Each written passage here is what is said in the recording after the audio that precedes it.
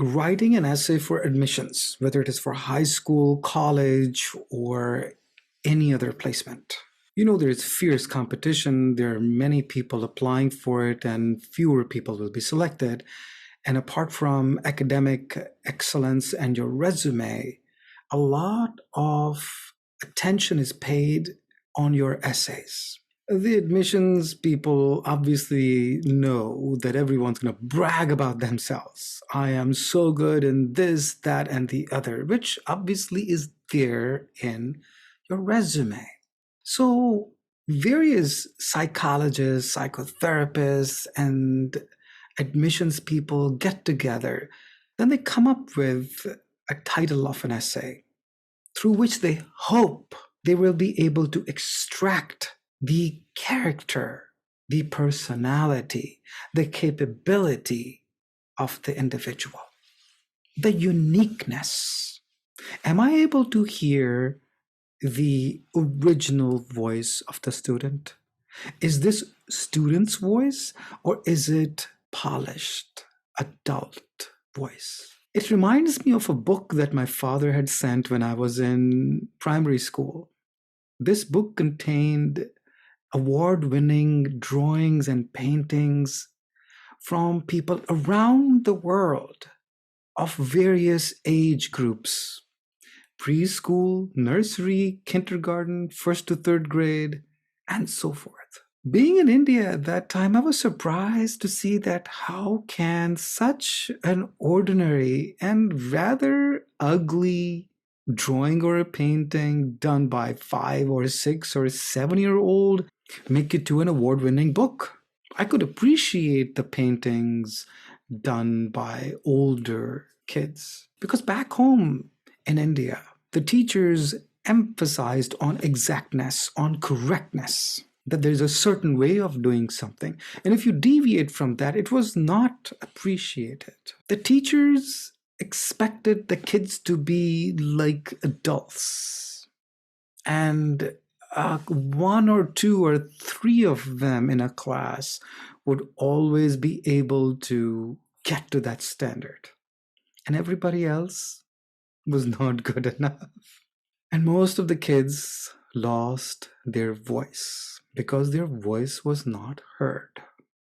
And they started to learn that if you want to get ahead, then you have to copy a particular style. It is so important that the kid's voice is heard, whatever that voice is. And that can be heard if and when I respect that child's voice. If I am curious to listen to the kids' responses, if I'm interested in kids' participation, if I'm excited about a possibility of something new coming out of that process. And this process is called educare or educate. It's not education. It's the complete inverse of it.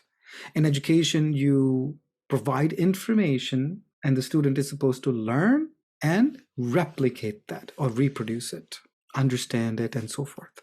In educare, the teacher asks questions in a meaningful way where the teacher or the facilitator is able to extract the answers which are already inside the child, with the child maybe discovering for the very first time.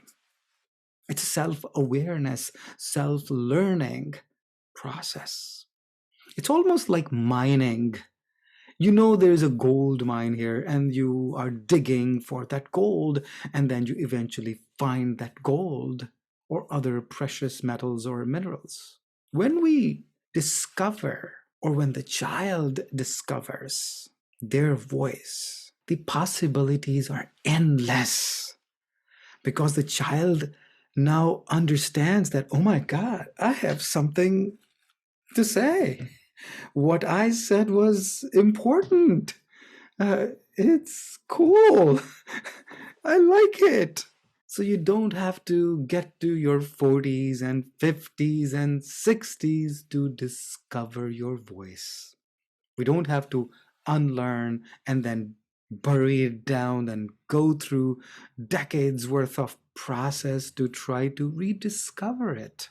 Let that voice not be lost in the first place. And it starts from home. And it starts from schools, primary schools, middle schools, mostly. And then, of course, high school. So the point is, I don't have to edit what that child is saying. Don't try to say, well, did you mean this word? Because this word is better word than the word that you used, because your word is not that sophisticated. Your word is not that refined. In this process, let the rawness, let the originality exist, including broken phrases and uneven words put together. Because there's a beauty, there's character, there is voice. Let's preserve that. There's life in it. So let's not try to homogenize everything. So when I facilitate the process of preserving the voice, I'm telling that person, I love you and I love me. And that person feels, I love me.